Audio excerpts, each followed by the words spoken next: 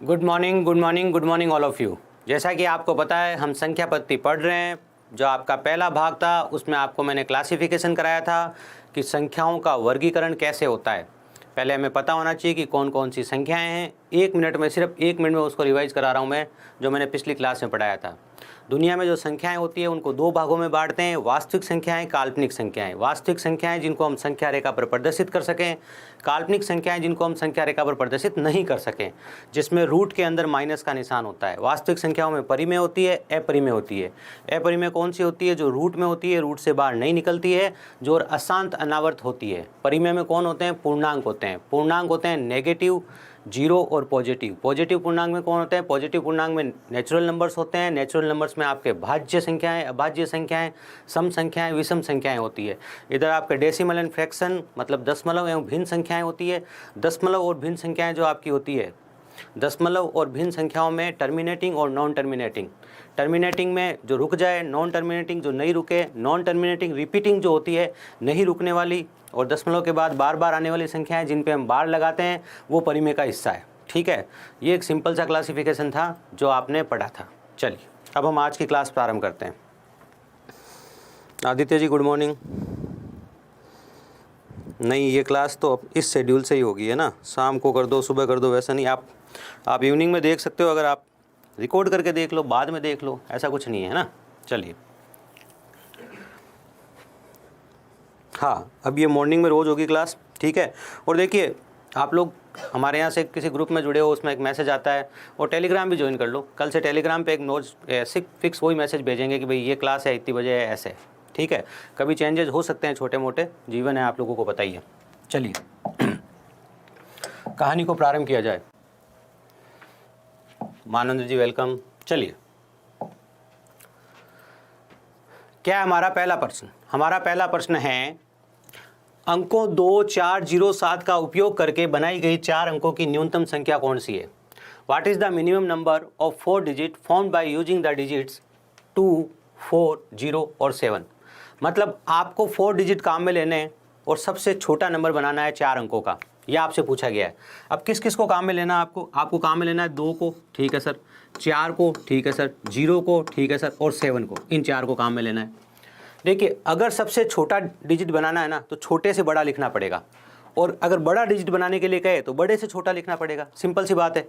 तो देखिए, अब अगर मैं सबसे छोटा पहले लिख देता हूँ 0, फिर लिख देता हूँ 2, और फिर लिख देता हूँ 4, और फिर लिख देता हूँ 7, तो मेरा उत्तर गलत इसलिए है। बात सुनना, मेरा उत्तर गलत क्यों है?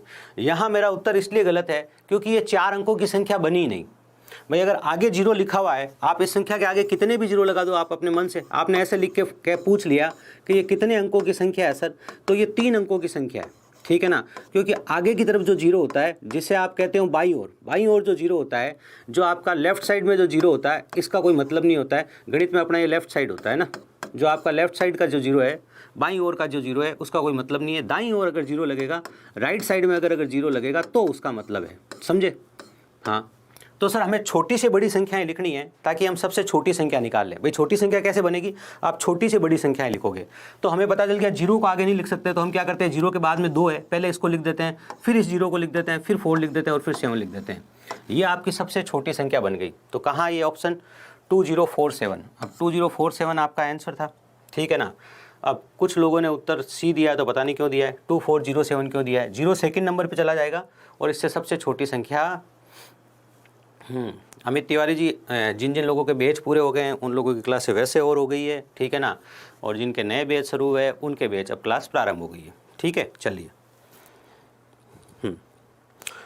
कुंवर Dubey ji good morning, Manvendra ji good morning, Deepak Soni ji good morning, Aditya ji good morning, Pawan Kumar ji good morning, Amit Tiwari ji, Rahul Pal ji, Hritik Kumar ji good morning. चलिए, हमारा दूसरा सवाल क्या है?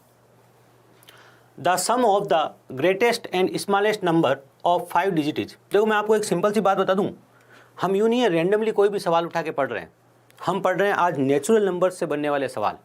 हम एकदम स्टेप बाय स्टेप पढ़ेंगे। रोज़ हमारा एक पार्ट होगा कि आज हम नेचुरल नंबर वाला पढ़ रहे हैं, आज हम डिविजिबल वाला पढ़ते हैं, आज हम अभाज्य संख्याओं का पढ़ते हैं। ऐसे डे बाय डे पढ़ेंगे, ठीक है ना। The sum of the greatest and smallest number of 5 digit is, कह रहा है 5 अंकों की सबसे बड़ी और सबसे छोटी संख्या का योग क्या है। तो 5 अंकों की सबसे छोटी संख्या, 5 अंकों की सबसे छोटी संख्या, स्क्रीन देखो मुझे तो क्लियर दिख रही है एकदम, है ना। आप थोड़ी सी क्वालिटी में देख लीजिए, मैं तो 144 में देखता हूँ जनरली, आप थोड़ा उससे ऊपर देख लीजिए। अब बताइएगा कि क्लियर दिख रही है कि नहीं दिख रही, ठीक है। 5 अंकों की सबसे छोटी संख्या कौन सी होती है और 5 अंकों की सबसे बड़ी संख्या कौन सी होती है? कोई भी सबसे बड़ी संख्या लिखने के लिए आपको मैक्सिमम 9 लिखने होते हैं। अगर आपको 5 अंकों की सबसे बड़ी संख्या लिखनी है तो 5 बार 9 लिखना पड़ेगा। अब आप खुद बताओ, 2 अंकों की सबसे बड़ी संख्या कौन होती है? ये। 3 अंकों की सबसे बड़ी संख्या कौन होती है? ये। 4 अंकों की सबसे बड़ी संख्या कौन सी होती है? मतलब जितने अंकों की सबसे बड़ी संख्या लिखनी होती है उतने आपको 9 लिखने होते हैं, ठीक है सर। और सबसे छोटी संख्या लिखने का तरीका क्या है? सबसे छोटी संख्या लिखने का तरीका ये सर 1 0 0 0 0, ये 4 अंकों की सबसे 5 अंकों की सबसे छोटी संख्या। जैसे 2 अंकों की सबसे छोटी संख्या कौन सी है? 1 0। 3 अंकों की कौन सी है? 1 0 0। 4 अंकों की कौन सी है? 1 0 0 0। 5 अंकों की सबसे छोटी संख्या कौन सी है? ये लीजिए, एक के साथ आपको उतने अंक दिख जाने चाहिए। बात समझ में आ गई? बिल्कुल। तो ये सबसे बड़ी और सबसे छोटी संख्या हमारे सामने है। इनका हमसे क्या पूछा गया? इनका हमसे योग पूछा गया, तो हम इनको जोड़ देते हैं, है ना। जोड़ेंगे तो क्या हो जाएगा? ध्यान से देखो, 9 9 9 9 एंड 9 एंड 1 10। तो 10 के बाद 1 0 के बाद 4 बार 9 का है, 1 0 के बाद 4 बार 9 का है। सी इज़ द राइट आंसर। किसी ने दिया भाई? किसने सी आंसर दिया है? 2 का सी। बहुत अच्छे, इरशाद अली बहुत अच्छे, पवन जी, मानवेंद्र जी बहुत अच्छे। मानवेंद्र जी ने सही उत्तर दिया, बहुत अच्छे। बाकी लोग भी उत्तर देने का प्रयास करो अगर आपको पता है, नहीं तो समझने का प्रयास करो। देखो एक बात बता दूं, मैं आपको हमेशा बताता हूँ, आज पहली क्लास है तो थोड़ी बातें होगी, लेकिन एक बात बता देता हूँ आपको, मेरा हमेशा का नियम है, मैं कोई भी सवाल लाता हूँ किसी न किसी एग्जाम में आया हुआ होता है, इस बात को ध्यान रखिएगा। जैसे यहाँ लिखा हुआ है कि कौन से एग्जाम का सवाल है, यूपीपी मतलब यूपी पुलिस का है। ये सर ये क्या पुलिस का बैच है? नहीं, ये 0 से शुरू होगा और सब एग्जाम्स के लिए चलेगा, ठीक है ना। चलिए, 5 अंकों की सबसे बड़ी संख्या और 4 अंकों की सबसे छोटी संख्या के बीच का अंतर क्या है? आपको समझ में आ रहा है? हम क्या पढ़ रहे हैं? हम डिजिट के बारे में पढ़ रहे हैं। सबसे पहले डिजिट के बारे में पढ़ा था। जब संख्या पत्ती का मैंने वर्गीकरण पढ़ाया था आपको, तो सबसे पहले अंकों के बारे में पढ़ाया था आपको, ठीक है ना। चलिए, तो find the difference between the largest 5 digit number and smallest 4 digit number. तो 5 अंकों की सबसे बड़ी संख्या कौन सी होगी? सर आप 5 बार 9 लिख लो, 1 2 3 4 5। अब कह रहा है 4 अंकों की सबसे छोटी संख्या लिखनी है। अभी मैंने क्या बताया था? 4 अंकों की सबसे छोटी संख्या लिखनी है, तो 1 के बाद 3 0 लगा दो, अब 4 अंकों की सबसे छोटी संख्या हो गई, ठीक है ना। 4 अंकों की सबसे छोटी संख्या है तो 4 अंक होने चाहिए। सबसे पहले उसमें 0 होना चाहिए, फिर उसमें क्या होना चाहिए? जितनी जगह बच जाए उतने 0 होंगे। भाई 4 अंकों की संख्या है तो 4 अंक लिखोगे, सबसे छोटी लिखना है, सबसे आगे 1 लिख दिया हमने और 0। अब ये कॉमन सेंस है, कैसे डेवलप हुआ मैंने बताया आपको। 10 100 1000 10,000, इनको देखो आप जरा ध्यान से, ठीक है। बिल्कुल, इसमें से घटा दीजिए, उत्तर आ जाएगा 9 9 9 8 और 9। अंतर ही पूछा है कि योग पूछा है? अंतर ही पूछा है सर। तो देख लो 9 8 9 9 9, तो सी आंसर इसका सही है। जिस बच्चे ने सी आंसर दिया है उसका उत्तर बिल्कुल सही है। अगले सवाल की बात करी जाए कि अगला सवाल कौन से एग्जाम से संबंधित है। अगला सवाल यूपीपी का है। अच्छा, यूपी पुलिस वालों को मैं एक बात बता दूं, सबके बारे में ये धीरे धीरे, जैसे अभी दिल्ली पुलिस में तैयार हो रहा है, यूपी पुलिस में नंबर सिस्टम की सीट डाल दी है मैंने प्रीवियस ईयर क्वेश्चंस की। जो यूपी पुलिस का बैच है उसमें, हाँ, अग्निवीर का पेपर है, तो राहुल पाल जी पहले अग्निवीर का पेपर दे के आ जाइए, क्योंकि देखो ये तो बहुत धीरे चलेगा बैच। आपका तो अग्निवीर का पेपर कुछ दिनों बाद होगा, तो अग्निवीर के आपको मोस्ट इंपॉर्टेंट क्वेश्चंस मैंने कराए हुए हैं ना, वो फ्री में अवेलेबल है, फ्री क्लासेज में है। कोर्स लिया तो कोर्सेज में भी वहाँ देख लीजिए, है ना। निम्नलिखित में से कौन सा न्यूनतम 2 पूर्णांकों का योग है जिसका गुणनफल 64 है? Which is the following is the sum of the least 2 integers which product is 64। ये कह रहा है निम्नलिखित में से कौन सा न्यूनतम 2 अंकों का योग है? न्यूनतम 2 अंकों का योग, 2 पूर्णांकों का योग। Which of the following is the sum of the least 2 integers. ऐसे 2 पूर्णांक कौन से हैं जिनका हम योग करें और जिनका गुणा करने पर कितना आना चाहिए? 64 आना चाहिए, ठीक है ना। बिल्कुल, क्या कहा समझे आप? वापस सुनिए बात को। सवाल कह रहा है ऐसे 2 पूर्णांक। अब आपको क्या करना है? सीधी सी बात यह है कि गुणा करने पर 64 आना चाहिए ना, तो 64 पे काम कर लो। सीधी सी बात तो ये है, कर लो 64 × 1, ऐसे 64 आता है। 32 दूना 64। देखो मेरे सामने तो उत्तर पड़ा है, बात को ध्यान सुन लेना। 8 8 64 लिखा है और 8 और 8 का योग 16 है। समझ गए? कौन सा न्यूनतम 2 पूर्णांकों का योग है जिनका गुणनफल कितना है? 64 है। लेकिन मैं क्या कर रहा हूँ उसको ध्यान से सुनिए। मैं आपको ये बात सिखा रहा हूँ, ये रोज़ रोज़ काम आएगी कि 64 के टुकड़े कैसे कैसे कर सकते हैं हम। 3 से तो नहीं करता सर, 4 से, 16 चौक 64, फिर 5 6 7 8 से, 8 8 64, ये आ गया कंप्लीट। क्योंकि अब 8 के आप आगे बढ़ोगे तो वापस 16 की तरफ जाओगे आप। समझ गए आप? भाई 8 के आगे बढ़ोगे 9 10 11 12 13 14 15 16 16, तो यहाँ आ ही गया। ये अपने 64 के टुकड़े होते हैं। जो 64 के अगर 2 ही टुकड़े करने होते हैं ये टुकड़े होते हैं।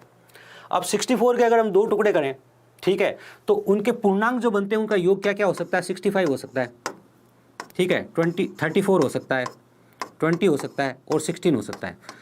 इन चारों में से जो भी उत्तर यहाँ होता ना वो उत्तर आपका सही होता। बात समझ में आ रही है? क्या सर इन चारों में से जो भी उत्तर होता वो उत्तर सही होता। अब इस सवाल में सर उत्तर क्या सही है? अब आप मुझे बताइए, which of the following is the sum of least 2 integers which product is 64। निम्नलिखित में से कौन सा न्यूनतम 2 पूर्णांकों का योग है? न्यूनतम 2 पूर्णांकों का योग है जिसका गुणनफल 64 है। तो अब क्या कहानी हुई? अब ये सर गलत हो गया। क्यों सर? ये तो एक ही पूर्णांक है जिसको 2 बार जोड़ा जा रहा है। भाई आपको अगर ज़्यादा उत्तर सही देना है तो आप क्या करोगे? ये पूर्णांक तो समझते हो ना आप, क्लासिफिकेशन अच्छे से पढ़ा दिया आपको पूर्णांक क्या होता है। ये जो 16 आया आपका 8 + 8 करने से 16 आया, ये एक ही पूर्णांक है, एक ही पूर्णांक को 2 बार जोड़ा गया है। इसने कहा 2 पूर्णांकों का योग है, तो 2 पूर्णांकों का योग है, तो यहाँ देखो ध्यान से, अगर आप 16 + 4 लिखोगे तो कितना आ जाएगा? ठीक है, अगर आप 16 + 4 लिखोगे तो क्या आएगा? 16 + 4 लिखोगे तो 20 आएगा, और 16 चौक गुणा करने पर क्या आएगा? 64 आएगा। तो ये उत्तर सही हो गया आपका और ये उत्तर गलत हो गया। तो ये एग्जाम का गेम है। कैसे 64 लाना है गुणा करने पर, 8 8 64 आ रहा है, तो 8 और 8 को जोड़ूंगा तो 16 आ जाएगा और ये उत्तर गलत हो गया। अब या तो सवाल आपको बहुत स्पष्ट देवे कि वो पूर्णांक सेम है, निम्नलिखित में से कौन सा न्यूनतम 2 पूर्णांकों का योग है। अब अगर कहे 2 पूर्णांकों का योग है तो हम 2 पूर्णांक अलग अलग मान लेते हैं। क्या मान लेते हैं? अलग अलग मान लेते हैं। सवाल की भाषा के अनुसार आपको समझ में आ रहा होगा, ठीक है ना। लिस्ट द इंटीजर्स व्हिच क्या कह रहा है? निम्नलिखित कौन सा न्यूनतम 2 पूर्णांकों का योग है? न्यूनतम 2 पूर्णांकों का योग में ये भी उत्तर सही हो सकता था। चलो इस कन्फ्यूजन को खत्म करते हैं। पहले तो मैं आपका एक कन्फ्यूजन खत्म करता हूँ, उस बात को ध्यान से समझते हैं। अब देखो यहाँ पर कहानी क्या है, अगर दोनों पूर्णांक डिस्टिंक्ट है, मतलब अलग अलग है, अगर दोनों पूर्णांक अलग अलग है, ठीक है, तब तो आपका उत्तर क्या होगा? 16 + 4 20 होगा। समझ गए? बिल्कुल सर। और अगर दोनों पूर्णांक सेम है, दोनों पूर्णांक अगर सेम है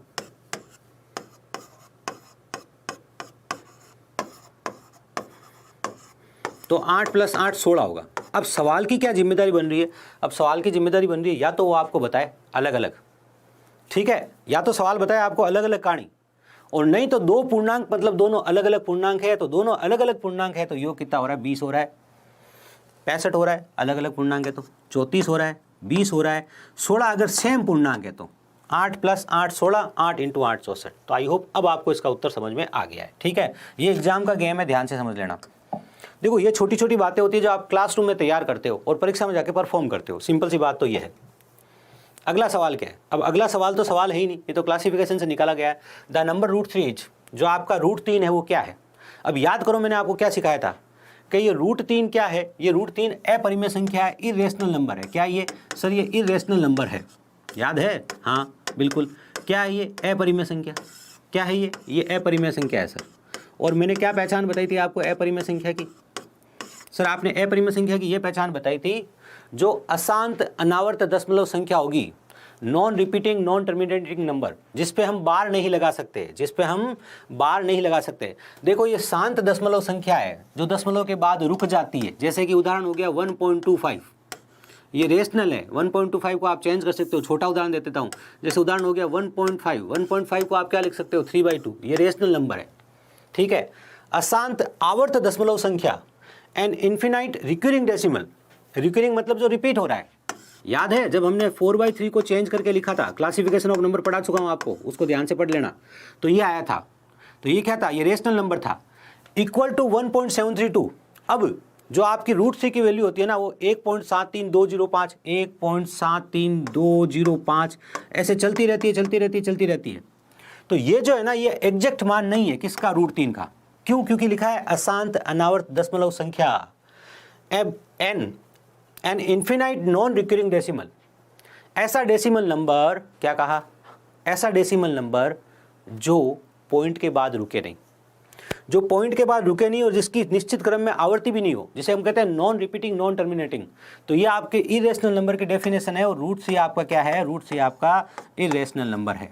अब ये सवाल मैंने अपनी तरफ से जल्दी इसलिए लाया हूँ, बाकी तो मैं इसको अलग से पढ़ाऊंगा, लेकिन इसलिए जल्दी लाया हूँ ताकि आपको याद आ जाए कि अभी अभी आपने क्लासिफिकेशन में क्या पढ़ा था। अगला सवाल बहुत सरल है, लेकिन जैसा कि मैंने कहा हम पूर्णांकों को पहले पढ़ रहे हैं, ठीक है। हम जो पहले पढ़ रहे हैं डिजिट के बारे में, इंटीजर्स के बारे में, उनके बारे में हम पढ़ रहे हैं। देखो 1 बाय 1 हम हर चीज़ पढ़ेंगे, स्टेप बाय स्टेप हर चीज़ पढ़ेंगे, ठीक है। चलिए अगला सवाल, 1 + 2 + 3 150 तक लिखा हुआ है। बहुत ही बेसिक सवाल है, लेकिन आपको 2-3 चीज़ें पता होनी चाहिए, ठीक है। इसके 2 फॉर्मूले हैं, दोनों को दोनों आपको पता होने चाहिए, इस बात का ध्यान रखना। पहला तो क्या है, n+1/2। ये क्या है, ये है sum of first n natural number, sum of first n natural number. जब आपके सामने प्राकृत संख्याएं हो, क्या हो, प्राकृत संख्याएं, और 1 से प्रारंभ हो रही हो, इस बात को ध्यान से समझ लेना। प्राकृत संख्याएं हो और 1 से प्रारंभ हो रही हो, अगर 1 से प्रारंभ नहीं हो रही हो तो दिक्कत हो जाएगी, ध्यान रखना। अगर 1 से प्रारंभ हो रही हो तो आप डायरेक्ट ये फॉर्मूला काम में ले सकते हो। सर हमारे यहाँ पे प्राकृत संख्याएं हैं और बिल्कुल 1 से प्रारंभ हो रही है। प्राकृत संख्याएं हैं, बिल्कुल है। लगातार है, बिल्कुल है। 1 से प्रारंभ हो रही है, बिल्कुल हो रही है, ठीक है। तो आप डायरेक्ट ये फॉर्मूला काम में ले सकते हो। तो यहाँ पे क्या लिखोगे, n की जगह, n मतलब कितनी संख्याएं हैं, n मतलब नंबर्स कितने हैं, 50। 50 + 1 कितना हो गया, 51/2। कितना आ गया आपका, 25। 25 × 51, 25 × 51, 25 एकम 25, 25 एकम 25, हाथ से लग गया 2, 25 × 5 125, 26 27 12 75 आपके सवाल का जवाब है। ये कार्य आपको इसमें करना था। तो ये तो पहली चीज़ थी जो आपको इस सवाल में समझना, ये तो आपको पहली चीज़ है जो आपको समझ में आ जानी चाहिए थी। अरे भेज रखा है, क्वेश्चन भेजे होंगे आपको, समझ रहे, लीजिए। अब देखिए इस बात को ध्यान से सुनिए। दूसरी तरीका क्या है जो आपको पता होना चाहिए, आपको पता होना चाहिए कि जो कोई भी सीरीज होती है, जो समान अंतर वाली श्रेणी होती है, जिसका जो बीच का डिफरेंस होता है वो सेम होता है। ऐसी कोई सीरीज जहाँ नंबर्स के बीच का डिफरेंस सेम हो, जहाँ संख्याओं के बीच का अंतर बराबर हो, ठीक है, उसे हम ऐड कर सकते हैं किससे, n गुणा औसत से। औसत एवरेज जिसे हम x बार से लिखते हैं, औसत होता है एवरेज जिसे हम x बार से लिखते हैं। तो ये तरीका भी पता होना चाहिए आपको। और ये तरीका क्या होता है, ये तरीका होता है n औसत कैसे निकालते हैं, पहली प्लस अंतिम बटा 2, पहली प्लस अंतिम बटा 2, पहली संख्या प्लस अंतिम संख्या बटा 2। औसत हम निकालते हैं पहली संख्या प्लस अंतिम संख्या बटा 2। एवरेज निकालने का तरीका है first number plus last number by 2, लेकिन ये तब है जब जो नंबर्स के बीच का डिफरेंस सेम हो। यहाँ नंबर्स के बीच का डिफरेंस सेम है। n मतलब कितनी संख्या है, ये तरीका किस चीज़ का है, ये योग निकालने का तरीका है। किसी भी सीरीज का योग निकालने का तरीका है अगर उसके नंबर्स के बीच का डिफरेंस या अंतर समान हो, ठीक है सर। यहाँ n बराबर 50 है, ठीक है, या पहले 50 को लिखो, आप ऐसे भी लिख लो, n बराबर n है, पहली संख्या 1 है और लास्ट संख्या n है, तो n+1 आया और बाई 2 आया। तो इस तरह से आप सोच सकते हो कि आपका ये और ये फॉर्मूला है, इसमें क्या संबंध है। सिर्फ उत्तर निकालना ये बहुत है, लेकिन अगर आपको ये चीज़ आएगी तो अब देखना ये कितनी बार आगे काम आएगी। औसत में काम आएगी और बहुत सारी जगह काम आएगी, गणना को छोटा करेगी। अगर आपको पढ़ना है तो थोड़ा सा अपना दायरा बढ़ाना पड़ेगा, इस बात का ध्यान रखना। थोड़ा सा अपनी लिमिट्स को बढ़ाना पड़ेगा कि थोड़ा मैं आगे जाके पढ़ूँ, थोड़ा मैं इंक्रीज होकर पढ़ूँ, ठीक है। चलिए अब ये दोनों चीज़ें दिमाग में घूमनी चाहिए। अगला सवाल जो बहुत ही सिंपल सा सवाल है। अगला सवाल क्या है, 1 का वर्ग प्लस 2 का वर्ग प्लस 3 का वर्ग ऐसे करके 9 तक का वर्ग लिखा हुआ है। लिखा हुआ है, बिल्कुल लिखा हुआ है सर। ये आरपी में आया हुआ, राजस्थान पुलिस में आया हुआ सवाल है, ठीक है। हम सब स्टेट के सवाल लेंगे 1 बाई 1 स्टेप बाय स्टेप, जहाँ जिस टाइप में जिस स्टेट के सवाल मिल जाएंगे वो लेते रहेंगे। हम कम से कम 15 एग्जाम्स के क्वेश्चंस को कवर जरूर करेंगे, ठीक है। चलिए सवाल क्या है, देखो जरा ध्यान से, क्या कह रहे हैं सर, स्कॉलरशिप टेस्ट कब होगा, मई में होगा। डेट आपको पता चल जाएगी, अभी तो डेट डिक्लेयर नहीं हुई लेकिन मई में होगा, ठीक है। चलिए अगला क्वेश्चन क्या है हमारा, ध्यान से देखिए। 1 का स्क्वायर प्लस 2 का स्क्वायर प्लस 3 का स्क्वायर 3 का वर्ग प्लस ऐसे करते करते 9 तक का वर्ग करना है। क्या मेथड है बताओ, n+1/2, याद है अभी तक का फॉर्मूला, बिल्कुल सर, इंटू 2n+1/3। ये लीजिए, ये क्या है, ये आपका n नेचुरल नंबर्स के n नेचुरल नंबर्स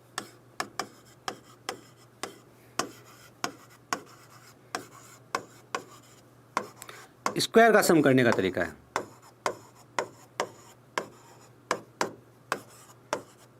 n प्राकृत संख्याओं के वर्गों के योग का फॉर्मूला है। n प्राकृत संख्याओं के वर्गों के योग का फॉर्मूला है। तो n की जगह क्या लिखोगे, n की जगह 9 लिखोगे।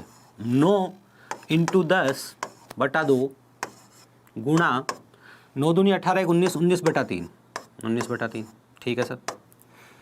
2 से ये कट गया 5 बार और ये इससे कट गया 3 बार। 5 या 15, 15 इंटू 19, 15 इंटू 19,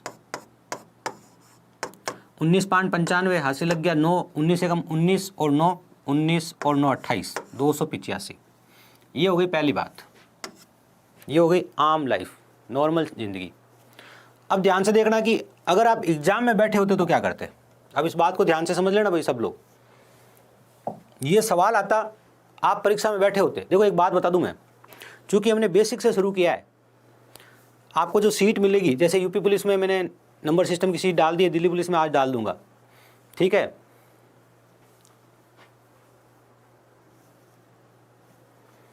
सब कोई, हाँ एग्ज़ाम तो कोई भी दे सकता है, बिल्कुल हर कोई एग्ज़ाम दे सकता है। स्कॉलरशिप एग्ज़ाम कोई भी दे सकता है, चाहे उसने कुछ भी पढ़ा है नहीं पढ़ा है, कहीं से भी पढ़ा है, दे सकता है, ठीक है। अब यहाँ पर कहानी क्या है, ध्यान से देखना, इंपॉर्टेंट बात क्या है, विनर कौन होता है ये ध्यान से समझ लेना। 1 का स्क्वायर प्लस 2 का स्क्वायर प्लस 3 का स्क्वायर, ऐसे करके आप 10 तक का स्क्वायर लिखते हो ना, और इसका सम करते हो तो ये 385 आता है। ये हर बच्चे को याद रहना चाहिए, जो बच्चा कम्पिटिटिव एग्जाम की तैयारी करता है ना, उस हर बच्चे को ये बात याद रहनी चाहिए। और बात यह है कि 1 का वर्ग प्लस 2 का वर्ग प्लस 3 का वर्ग प्लस 10 का वर्ग करोगे तो 385 आएगा। ये बात अपने को कंफर्म याद होना चाहिए कि प्रथम 10 प्राकृत संख्याओं के वर्गों का योग, sum of the square of the first 10 natural numbers is 385। अगर ये बात आपके दिमाग में होती तो आप क्या करते, आप सोचते यार अगर 10 का लूँगा तो 385 है, ठीक है। अगर मुझे 9 तक ही लेना है, मतलब 10 को नहीं लेना है, तो 10 को हटा दूँ, तो 10 का वर्ग तो सिंपल है 100 है, तो इसमें से अगर मैं 100 हटा दूँ तो क्या आएगा, 285 आएगा। तो ये बात आपको, ये डिकोडिंग है ना, ये डिकोडिंग आपको मन में नहीं करनी पड़ती है, ठीक है, लिखना भी नहीं पड़ता आपका। अगर अब आपने ये सवाल देख लिया ना, अगली बार आप कहोगे अच्छा 10 तक तो 385 है ना, 9 तक लेना है, 10 का वर्ग 100 होता है, 100 माइनस कर दो, 100 माइनस कर दिया, पीछे कितना बच गया, 285 बच गया, ये उत्तर है। आगे बात समझ में, ये कहानी थी। क्या अगला सवाल? अगला सवाल एक बहुत ही सिंपल सवाल है, आपको क्यूब पता करना है किसका, 1 का क्यूब प्लस 2 का क्यूब, ऐसे करके 10 तक का क्यूब पता करना है। आरआरबी में आया हुआ सवाल है, ठीक है। इसका मतलब प्रथम 10 प्राकृत संख्याओं के घनों का योग, ठीक है, sum of cube of first 10 natural numbers. और वो क्या होगा, वो होगा n plus 1/2 into n plus 1/2, जिसे आप ऐसे भी लिख सकते हो n प्लस 1/2 का होल स्क्वायर। आप चाहे ऐसे लिखो, चाहे ऐसे लिखो, कहीं ऐसा लिखा हो, ऐसा लिखो, कंफ्यूज मत होना। मैंने ऐसा इसलिए लिखा है क्योंकि आपको ये बात याद रहता है, n प्लस 1/2 वाला पार्ट है ना, वो आपको ज़्यादातर याद रहता है, इसलिए मैंने ये चीज़ लिख दी है, ठीक है, बिल्कुल। तो देखो क्या हुआ, 10 इंटू 11 बटा 2, तो 10 इंटू 11 कितना हो गया, देखो पहले इसको काट लो, 5 55, 55 का आपको क्या करना है, वर्ग करना है, 55 का आपको क्या करना है, वर्ग करना है, ठीक है सर, 55 का वर्ग कर लीजिए। अब 55 का वर्ग तो आपको पता ही होगा, जब संख्या के पीछे 5 हो तो 5 का वर्ग 25 है, 5 से पहले 6 आता है, 5 छंग 30 है। जिनको नहीं पता उनको बता देता हूँ, ध्यान से देख लीजिए। यहाँ पे हमने प्रयोग किया है 55 का वर्ग करने के लिए। देखो जब भी किसी संख्या का यूनिट डिजिट या इकाई का अंक जो होता है, क्या कहा मैंने, अगर यूनिट डिजिट या इकाई का अंक, यूनिट डिजिट या इकाई अंक जो होता है वो 5 होता है, तो आप क्या करेंगे, तो आप क्या करेंगे सर, बहुत सिंपल सी बात है, 5 है तो पीछे की तरफ तो सोचेंगे नहीं, सिर्फ आगे से सोचना शुरू करेंगे कि 5 इंटू 6 क्या होता है, 30, तो इसे हम 30-25 लिखेंगे। अब आज के बाद कभी भी इधर से नहीं सोचोगे, इधर से सोचोगे। कैसे, ध्यान से देखो, अगर 75 का स्क्वायर लिखा तो मन में सोचो 7 के बाद क्या आता है, 8 आता है, 7 के बाद क्या आता है, 8 आता है, 7 8 कितना हो गया, 56 हो गया, 7 8 56 हो गया, पीछे 25 लिखेगा, इससे तो पीछे 25 लिखेगा, डिसाइड है, तो पीछे से क्यों शुरू करोगे, आगे से ही शुरू करोगे। आगे बात समझ में, तो ये कार्य आपको इस प्रश्न में करना था और ये कॉन्सेप्ट आपको पता होना चाहिए। देखो आपको है ना E2 अकेडमी के मोबाइल ऐप पे है ना, जो फ्री क्लासेज का सेशन है ना, उसमें सुपर 30 कैलकुलेशन सीरीज़ लिख के मिलेगी। क्या मिलेगी, सुपर 30 कैलकुलेशन सीरीज। उसको एक बार अच्छे से देख लो, सब 15-15 मिनट के वीडियो, उसमें उनके नोट्स बना लो अच्छे से, क्योंकि उसमें बहुत छोटी छोटी वीडियोज़ में कैलकुलेशन सिखाई गई है और ये कैलकुलेशन रोज़ काम आएगी। क्योंकि कुछ नहीं होगा अगर कॉन्सेप्ट सीख के नीचे लास्ट लाइन लिख ली और गणना एग्जाम में समय पर नहीं कर पाए तो। और हर बच्चा क्या करता है, कॉन्सेप्ट सीखता है, मेथड सीखता है, ये नहीं देखता है कि मुझे एग्जाम में कैलकुलेशन करनी है, ठीक है ना। अभी उसमें 20 वीडियो डाले, मैंने नाम सुपर 30 दिया है, ठीक है ना, और इस बात को 2 साल हो गए, अब डालेंगे उसको, आगे बढ़ाएंगे। अगला सवाल हमें दे रखा है 2 + 4 + 6 ऐसे करके 40 तक लिखा है, इसका मान क्या है, वैल्यू क्या है। ये आपके पास एक नंबर है, ठीक है ना, ऊपर वाले में प्लस नहीं लगाया तो प्लस लगा लीजिए, ये लीजिए, प्लस प्लस प्लस ये लगा दिया मैंने, है ना। इनका हमें योग बताना है। अब इनके योग बताने के दो तरीके हैं। मैंने क्या कहा, इसका योग बताने का दो तरीका है, हम दोनों तरीके दिमाग में डालते हैं। सर दो तरीके क्यों सीख रहे हैं, दोनों तरीके अलग अलग जगह काम आएंगे। पहला तरीका क्या है, नंबर सिस्टम के हिसाब से इसका तरीका क्या है, ध्यान से देख लो। नंबर सिस्टम के हिसाब से इसका तरीका ये है, ध्यान से देखो। मैं 2 को कॉमन ले लूँ, ठीक है, ले लिया, अंदर क्या बचेगा 1। कॉमन लेने का मतलब होता है इस पद में से अगर मैंने 2 कॉमन लिया तो 2 का भाग 2, इस पद में से मैंने 2 को, भाई पूरे में से कॉमन लिया 2। कॉमन कैसे लेते हैं, कॉमन वो होता है जो सब में होता है, सब पदों में होता है। पद कितने होते हैं, ध्यान से देखो, जहां से प्लस का निशान शुरू होता है वहां से नया पद शुरू होता है। ये पहला पद है, ये दूसरा पद है, ये तीसरा पद है। पद मतलब स्टेप कह सकते हो, ठीक है ना, या क्वेश्चन के पार्ट कह सकते हो, first part, second part, third part, है ना, ऐसे करके। अगर मैं 2 कॉमन लेता हूँ उसका मतलब है मुझे सब में 2 का भाग देना है, तो मैंने सब में 2 का भाग देता गया, तो मैंने 2 कॉमन लिया तो 1 + 2 + 3 प्लस ऐसे करके कहाँ तक पहुँच, लास्ट में 40 लिखा है तो 40/2 किया, 40/2 किया तो हम 20 तक पहुँचे। तो ठीक है, 20 संख्याएं, बिल्कुल ये 20 संख्याएं दिख रही है हमारे को। तो 2 लिखा मैंने n × n + 1/2, n × n + 1/2 लिखा मैंने।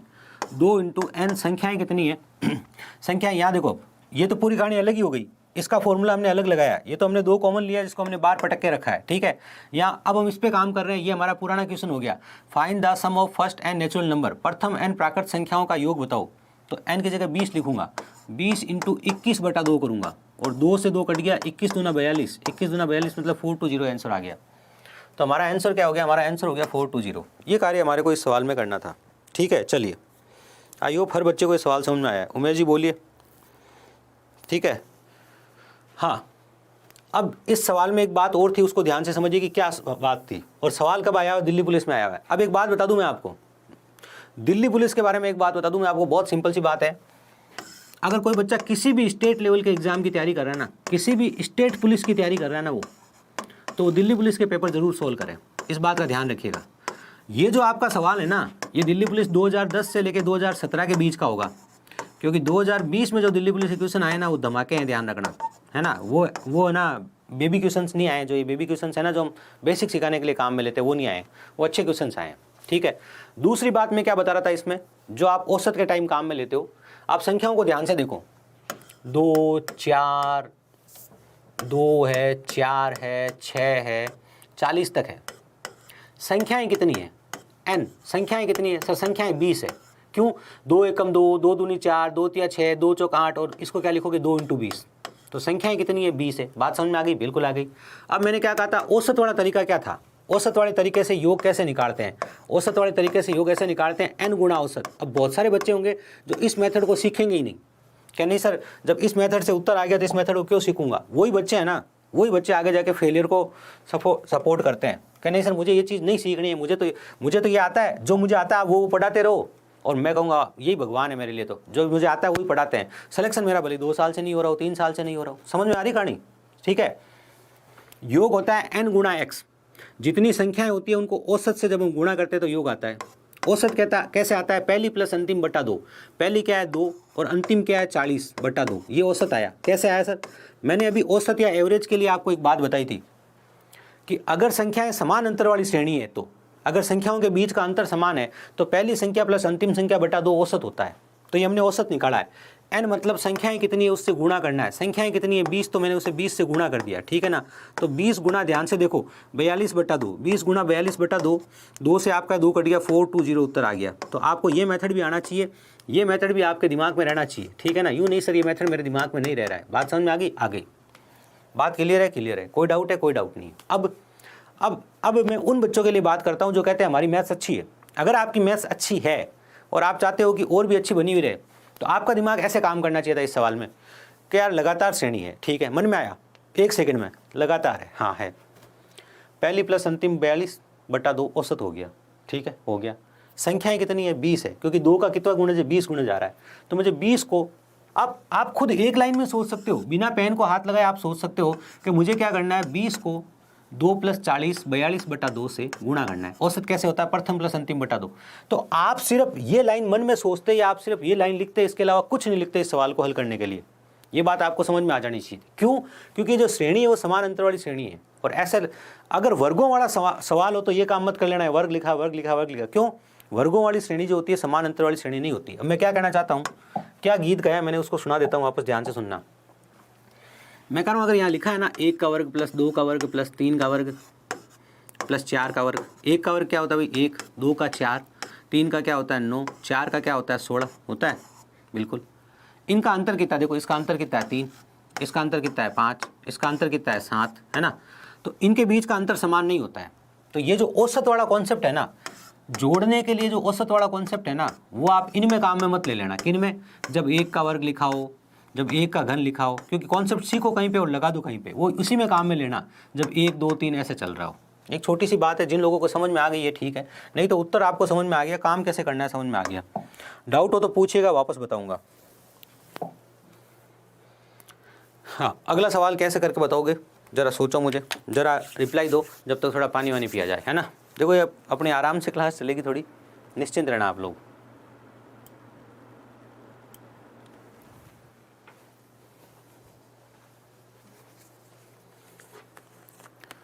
हाँ,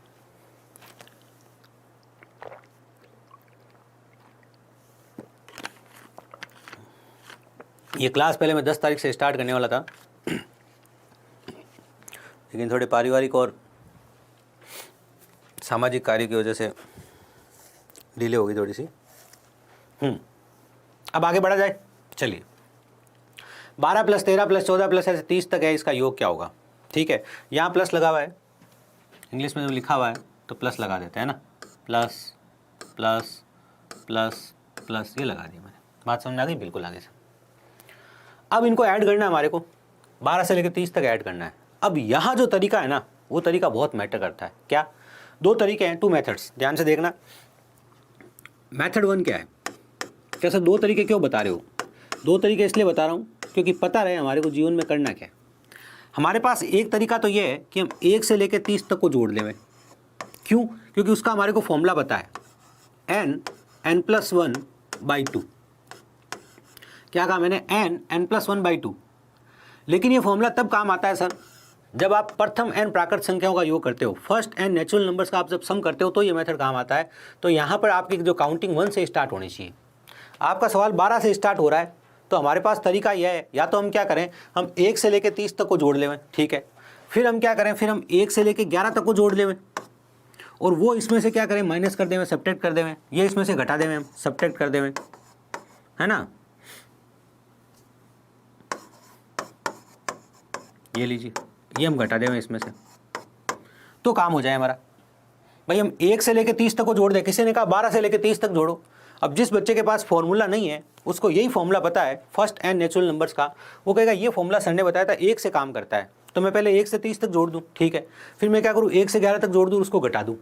तो ये जो फॉर्मूला है ना, ये फॉर्मूला बेसिक हो, मैं कहूँगा कि आप कोशिश करना, आप एग्जाम में ये काम में नहीं लो, लेकिन सिखा देता हूँ मैं आपको, मेरी ड्यूटी है इसलिए, ठीक है। चलिए, क्या ये फॉर्मूला 1 से 30 तक कैसे जोड़ोगे सर? 1 से 30 तक ऐसे जोड़ेंगे, ध्यान से देखो, 30 संख्या है, 30 × 31/2, है ना, बिल्कुल। तो ये हो गया आपका 31 × 15, ठीक है। अब आगे सर, हाँ अब आगे देख लेते हैं।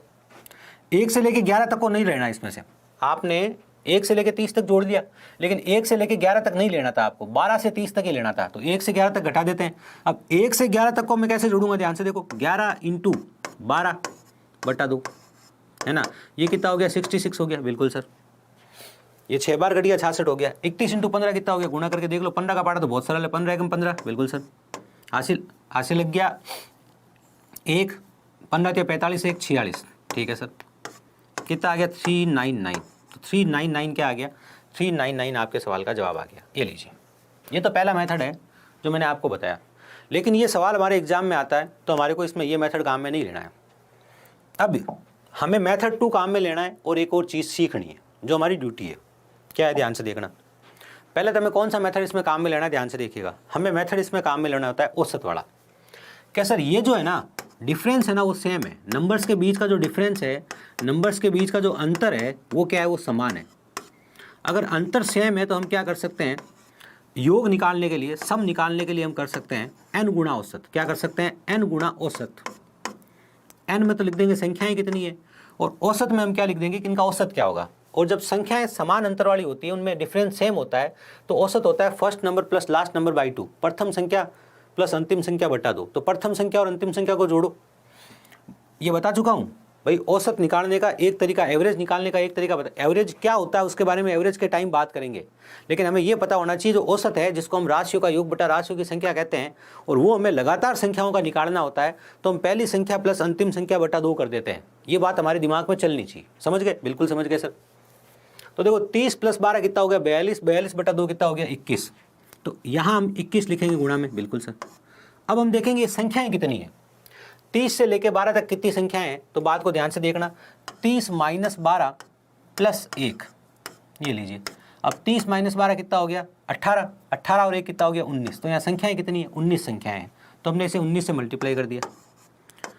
ठीक है, 19 से कम 19 हाथ से लग गया 1, 19 दूना 38, 38 और 1 39, ये आ गया उत्तर। अब यहाँ पर एक दिमाग लगाया कि संख्याएं कितनी है। संख्याएं कितनी है कैसे पता किया, इस बात को ध्यान से समझ लो। ठीक है, हाँ, औसत 21 है, हमने औसत 21 लिख लिया, संख्याएं 19 है। अब एक बात ध्यान रखना, कोई बच्चा यहाँ कंफ्यूज हो सकता है कि 12, 13, 14 और ऐसा करके 30 तक लिखा है, इसमें संख्याएं कितनी है। जब भी आपको पता करना हो संख्याएं कितनी है तो क्या करना होता है, ध्यान से देखो। 30 माइनस इस लास्ट में से ये प्रथम संख्या घटा दो 12, +1 कर दो। अब ये +1 क्यों करते हैं वो बता देता हूँ, ध्यान से देखना। तो 19 संख्याएं आई थी बिल्कुल। +1 इसलिए करते हैं क्योंकि ओरिजिनल कहानी ये है, आपको पता करना है कि 12, 13, आपको 30 तक संख्याएं लिखी है, आपको पता करना संख्याएं कितनी है, तो आपको 30 में से 11 घटाना चाहिए, ना कि 12। 12 क्यों नहीं घटाना चाहिए? अगर आप 30 में से 12 घटाते हो उसका मतलब है आपने 12 को नहीं लिया। 30, ये 1 से लेकर 30 तक संख्याएं हैं, उसमें से 12 संख्याओं को घटा दो आप। तो 12 संख्याओं को घटा दोगे तो मतलब आप 12 को नहीं ले रहे हो, और 12 को तो लेना है, क्योंकि आपको जो योग आपको देखना है 12 से लेकर 30 तक कितनी संख्याएं हैं। तो आपको 1 से लेकर 30 तक कितनी संख्याएं होती है सर? 30 संख्याएं होती है। उसमें से आपको कितनी संख्याएं नहीं लेनी है? 12 से पहले वाली नहीं लेनी है। और 12 से पहले कितनी संख्याएं हैं सर? 12 से पहले 11 संख्या है। तो 30 - 11 किया तो 19 आया। तो ये तो है ओरिजिनल मेथड, ठीक है ना। और इस ओरिजिनल मेथड को कोई बच्चा समझे या नहीं समझे, इसलिए हम लोग टीचर्स लोग क्या करते हैं कि संख्याएं कितनी है, आपके पास कोई लगातार श्रेणी दे रखी है, उसमें संख्याएं कितनी है ये पता करने के लिए हम आपको कह देते हैं कि आप अंतिम में से पहली घटा लो। आप क्या करो, अंतिम में से पहली घटा लो और +1 कर दो। कब? जब ये लगातार संख्याएं हो। यूँ नहीं तुम हर जगह यही कर दो, यहाँ लिखा हो 3, 5, 3, 2, 5, 2, 7, आपको किस में अंतिम में से पहले घटाऊंगा 4 आएगा, उसमें 1 यहाँ तो काम कर गया ठीक है ना, मतलब नहीं काम करेगा हर जगह। मेरे कहने का मतलब लगातार संख्याओं के लिए मेथड काम में लेना आपको, ठीक है ना। यूँ नहीं सर यहाँ मतलब 10, 20, 30, 40 लिखा हो आपका, तो मैं इसमें से घटाऊंगा 30 + 1, 31 संख्या यहाँ पर। यहाँ 31 संख्या दिख रही है तुम्हारे को? 31 संख्या दिख रही है तुम्हारे को? नहीं दिख रही ना? बात समझ गए? मैं ये कहना चाहता हूँ, मैं कहना चाहता हूँ ये लॉजिक तब काम आता है जब आपके पास संख्याएं होती है कंजुगेटिव होती है, कर्मागत संख्याएं होती है, ठीक है ना। जब कर्मागत संख्याएं कहीं से तोड़ के दी जाती है आपको लगातार, ठीक है ना, कर्मागत प्राकृत संख्याएं ऐसे भी कह सकते हो, या लगातार संख्याएं ऐसे कह सकते हो, जिनमें गैप नहीं हो, एक का ही गैप हो, ठीक है। अब बात तो समझ में आई गई, इतनी बात कर ली मैंने। 30 - 12 + 1, इसलिए मैंने ये 19 निकाला है। आई होप अब हर बच्चे को ये बात समझ में आ गई है, नहीं तो मैंने आपको ये मेथड ही बता दिया। अभी के लिए आप ये मेथड काम में ले सकते हो, आपको पता जरूर होना चाहिए कि ऐसा मेथड होता है, क्योंकि इन चीज़ों को आगे जब हम अलजेब्रा पढ़ते हैं तो ये हमें वापस बड़ी काम आती है और बड़ी हमें कई जगह फंसा भी देती है। तो हमें पता तो होना ही चाहिए होता क्या है। लेकिन एग्जाम के हिसाब से आप अगर इस सवाल का मेथड निकालते, मतलब उत्तर निकालते, एग्जाम में बैठे होते, तो देखो अब देखो कोई बच्चा कहे मुझे गणित आती है सर, तो कहेगा समान लगातार श्रेणी है, समान अंतर्वर्ती लगातार श्रेणी है, वो भी कंजुगेटिव है, ठीक है। संख्याएं पता कर सकते हैं क्या? बिल्कुल पता कर सकते हैं। क्या 30 में से 12 गया, 18 और 1 19, 19 संख्याएं, और 19 को औसत से गुणा कर दो तो 30 और 12 42 बटा 2 21, मतलब 19 और 21 का गुणा करना है, उत्तर आ जाएगा। आई बात समझ में? 19, अच्छा 21 को जब मैं 20 से गुणा करता हूँ, 21 दूना 42, 420 आता है, उसमें से मुझे 21 वापस घटाना है तो 399 आता है। ये जो मैंने लास्ट में बात बोली इसको सोचिएगा जरा, क्या आप कर सकते हो क्या ये काम? सवाल कह रहा है x + y = 15 है और x × y = 56 है, मतलब सवाल कह रहा है दो संख्याएं उनको जोड़ो तो 15 है और गुणा करें तो 56 आए। सवाल तो ये अगर देखा जाए ना कि सवाल किसका है, तो सवाल तो ये अलजेब्रा का है। अब नंबर सिस्टम में सवाल क्यों लिया गया है? क्योंकि हम नंबर्स पे थोड़ा काम करना भी तो सीखते हैं ना, प्ले विथ नंबर्स जिसे हम बोलते हैं। तो सिंपल सी बात है, देखो 56 जो है गुणा करने पर 56 आता है ना। 56 कैसे कैसे आ सकता है? दो संख्याओं से, 56 × 1 से आ सकता है। अगर इनका योग करूँ तो 57 आएगा। 28 दूना 56 से आ सकता है। देखो ये बातें जो अभी सीखोगे ना ये बहुत काम आएगी। आगे भाज्य गुणनखंड करने पड़ेंगे, एलसीएम करने पड़ेंगे, वहाँ पर ये कॉन्सेप्ट काम आएंगे। यूँ नहीं है कि मैं अभी यूँ ही सिखा रहा हूँ, ये बात बिना मतलब के कोई चीज़ नहीं सिखाएंगे, ठीक है ना। 4 × 14 × 56, 7 × ठीक है 4 के बाद 5 आपका निकल गया, 6 निकल गया, ठीक है ना, 7 7 8 56, ये लीजिए 7 8 56। फिर आपका 9 10 11 12 13 14, 14 से यहाँ वापस आना शुरू हो गया। ये आपके 56 के टुकड़े होते हैं। ये टुकड़े आपको करने आने चाहिए, और उन बच्चों को तो ज़रूर आने चाहिए जो आगे आरआरबी जैसे एग्जाम देने वाला है। कैसे मैं रेलवे वगैरह का एग्जाम देने वाला हूँ, उनको तो 100% ही आने चाहिए। क्यों? क्योंकि आपको आगे द्विघात समीकरण सॉल्व करने हैं, क्वाड्रेटिक इक्वेशन जिसको बोलते हैं वो सॉल्व करने हैं आपको। और द्विघात समीकरण आप तब सॉल्व कर पाएंगे जब आप ये फैक्टर कर पाएंगे ईजिली।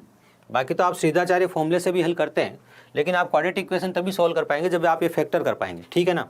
चलिए, तो ये तो बहुत सिंपल क्वेश्चन था कि हमें सोचना था कि हम 7 × 8 अगर लिख देते हैं या 8 × 7 लिख देते हैं हम, तो 8 और 7 ही कितना होता है, 56 होता है, जोड़ने पे 15 आता है। तो सवाल कह रहा है x का स्क्वायर करो, मतलब 8 का स्क्वायर करो 64, ठीक है, और 7 का स्क्वायर करो 7 और 7 49, और योग करके दिखा दो। बिल्कुल देखो सर, 6 4 10 मतलब 60 और 40 100 हो गए। 100 में आप ऊपर वाले कितने जोड़ दो, 9 4 13, तो 100 और 13 कितने हो गए, 113। 113 क्या है, हमारे सवाल का जवाब है। ये कार्य आपको इस सवाल में करना था, ठीक है। चलिए, आई होप सब लोग एंजॉय कर रहे होंगे इस क्लास को। अगला सवाल क्या है, हमें कहा गया है कि 1 + 2 + 3 + 4 ऐसे करके 10 तक को ऐड करें तो 55 आता है। 1 से लेकर 10 तक का सम कितना होता है, 55 होता है। इसने हमें दे दिया, बड़ी बात है। अगर नहीं दे तो आप एक बार ध्यान से देखो ज़रा, ठीक है। 10 × 11/2 कितना होता है, 55 होता है ना, बिल्कुल। इसने बता दिया, खुद नहीं, ठीक है। कह रहा then the find the sum of 6 12 18 24 30 is equal to. कह रहा है इनका सम क्या होगा, आपसे पूछा गया है कि इनका योग क्या होगा। बहुत सिंपल सी बात, आप 6 कॉमन लोगे इसमें। जब आपने 6 कॉमन लिया तो अंदर क्या दिखेगा, 6 × 6। 6 कॉमन लेने का मतलब सब में 6 का भाग दो, 6 दूनी 12, 6 तिया 18, 6 चौक 24, ऐसे करते करते कहाँ तक जाएगा, 10 तक। आगे बात समझ में? क्यों, 60/6 करके देखो, ये आपने 60/6 किया, कितनी बार गया, 10 बार गया, ठीक है, बिल्कुल sir.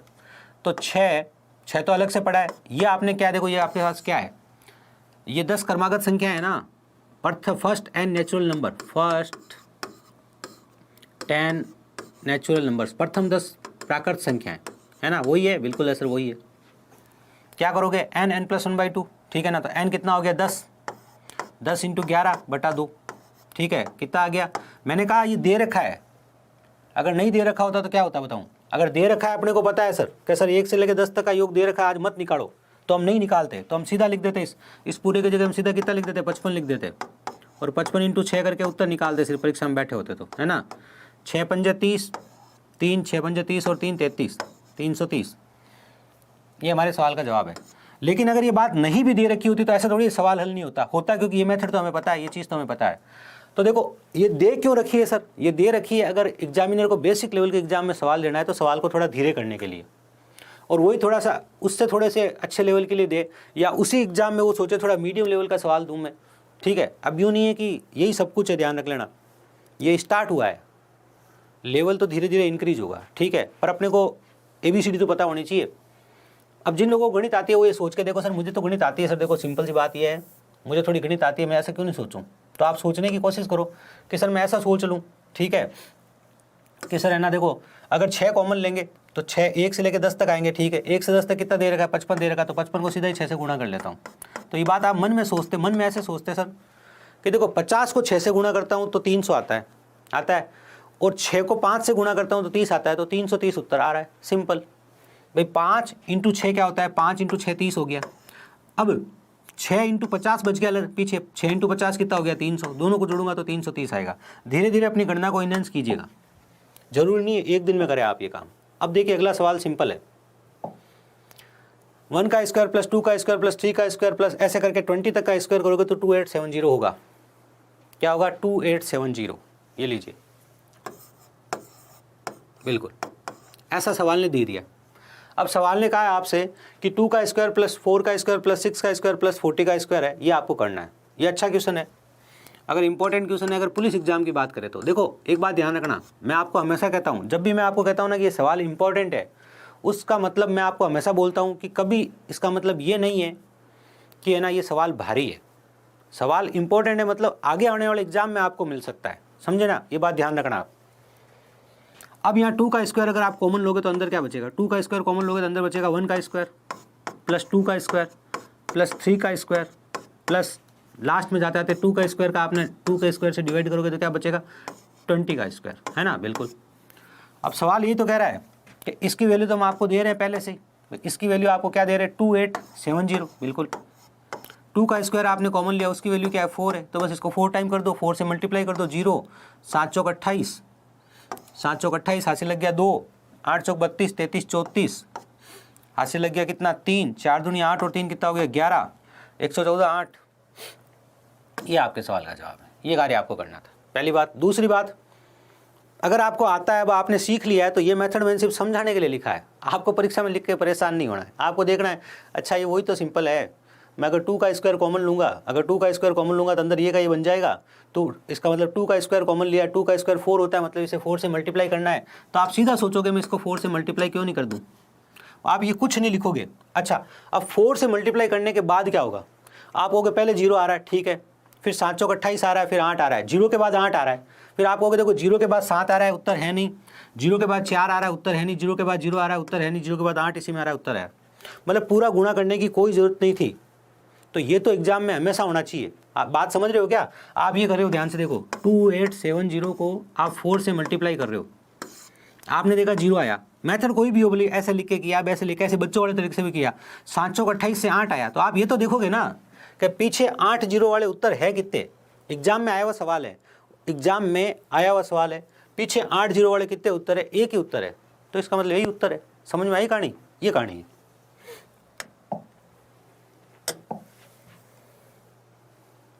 The value of 5 square plus 6 square plus 7 square plus 8 square plus 9 square plus 10 square plus 20 square, ये सवाल है। अब ये जो सवाल है ना, ये सवाल स्पेशल सवाल है, अब इसमें कोई डायरेक्ट फॉर्मूला नहीं लगेगा। आप फॉर्मूला ज़्यादा से ज़्यादा क्या कर सकते हो, 5 से लेकर 10 तक का स्क्वायर निकाल सकते हो, फिर 20 का स्क्वायर आपको अलग से जोड़ना पड़ेगा। अब 5 से लेकर 10 तक का स्क्वायर कैसे निकालोगे, उसके लिए भी आपको क्या करना पड़ेगा, ध्यान से देखो। अगर हम मेथड की बात करते हैं, देखो 5 का वर्ग, बिल्कुल 6 का वर्ग, ऐसे करके अगर अपने को पहले 10 तक का वर्ग निकालना है, तो मेथड तो ये कह रहा है आपका 1 का वर्ग से लेकर आप 10 तक का वर्ग निकालो। अब कोई कहे मुझे तो याद है 385 होता है, ठीक है भैया, अच्छी बात है। अब आप 1 से लेकर 4 का वर्ग जो है ना, 1 का वर्ग से लेकर 4 तक का वर्ग, वो इसमें से घटा दो। क्यों, क्योंकि आपको 5 से लेकर 10 तक का वर्ग लेना था, तो 1 से लेकर 4 तक का वर्ग घटा दो। देखो 1 का वर्ग 1 होता है, 2 का वर्ग 4 होता है, 3 का वर्ग 9 होता है, 4 का वर्ग 16 होता है बिल्कुल सर। 16 और 4 20 और 10 30 हो गया, तो इसमें से आप 30 घटा दो, इसमें से आपने 30 घटा दिए, तो कितना आ गया आपका, ये आ गया 355, आ गया 355। अब 355 में आप 20 का स्क्वायर जोड़ दो, भैया आपने 5 से लेकर 10 तक निकाला है, अब 355 में आप 20 का स्क्वायर कितना हो गया आपका 400, तो आप इसमें 400 जोड़ दो, कितना हो गया 755, तो 755 आपके सवाल का जवाब हो गया। तो 755 ये आपके सवाल का जवाब है। ये कार्य आपको इस सवाल में करना था, पहली बात तो, ठीक है ना। दूसरी बात, अगर आप समझे तो क्या सर, मतलब ये 2 मेथड लगा के क्यों परेशान होऊंगा, छोटा सा ही सवाल है। 5 का स्क्वायर 25 होता है, 6 का स्क्वायर 36 होता है, 7 का स्क्वायर 49 होता है, 8 का स्क्वायर 64 होता है, और 9 का स्क्वायर 81 होता है, 10 का स्क्वायर 100 होता है, और 20 का स्क्वायर 400 होता है। मैं तो जोड़ूंगा, तो ये भी कोई बुरा आइडिया नहीं था एज पर एग्ज़ाम। जैसे एग्जाम में ये सवाल आया हुआ है, वहाँ इतना समय तो मिल जाता है इस प्रश्न को करने के लिए। तो आप चाहें तो ये मेथड भी काम में ले सकते हैं, और आप चाहें तो ये मेथड भी काम में ले सकते हैं। ये मेथड उस बच्चे के काम आता है जिसको पता होता है कि 1 से लेकर 10 तक का जो स्क्वायर होता है वो 385 होता है, तो पहले 385 लिख देगा, फिर देखेगा 1 का ये रहा, 2 का ये रहा, 3 का ये रहा, 4 का ये हो रहा, 5 से लेना है, मतलब 1 से लेकर 4 तक नहीं लेना है, तो ये 30 इसमें से घटा दिया, 355 आ गया। उसके बाद इसमें 20 का स्क्वायर 400 जोड़ना है, तो 400 जोड़ दिया। समझ गए, इन बातों को समझने की कोशिश करना, सवाल एग्जाम में आया हुआ है, यूँ नहीं कि हम हमेशा लॉलीपॉप क्वेश्चन ही करेंगे, जो मुझे आते हैं वो मुझे करा दे, वही मेरे गुरुजी है। The difference between the place value of 7 and 3 in the number. अब ये जो है ना, ये थोड़ा सा वो लिखने में, हाँ, जो आपकी प्लेस वैल्यू है ना 7 और 3 की, उसमें क्या डिफरेंस है, ये कहा सही है भाई, सवाल सही है। कहा कि 5 2 7 4 3 5 के में 7 और 3 के स्थानीय मानों का अंतर क्या है। ठीक है, बात समझ में आई, बिल्कुल आई। अब एक सवाल मैं दूंगा यहाँ पे आपको, ठीक है ना, एक सवाल मैं दे रहा हूँ, उसको आप होमवर्क में करके लाएंगे। ये आपका होमवर्क है ना, कैसे क्लास खत्म हो रही है क्या, होमवर्क कैसे दे रहे हो? नहीं अभी क्लास चलेगी, 15 मिनट क्लास चलेगी अभी, ठीक है ना, लेकिन होमवर्क यहीं पे दूंगा इस सवाल से ही। क्या कहा अभी? 7 और 3 ना, 7 और 3, ठीक है।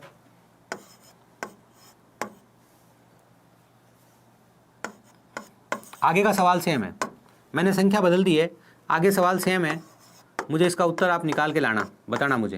आगे सेम है सवाल, देखते हैं कितने बच्चे उत्तर देते हैं अगली क्लास में, ठीक है ना। अगली क्लास में देखते हैं कि कितने बच्चे उत्तर दे रहे हैं, पता चल जाएगा कितने बच्चे पढ़ रहे हैं।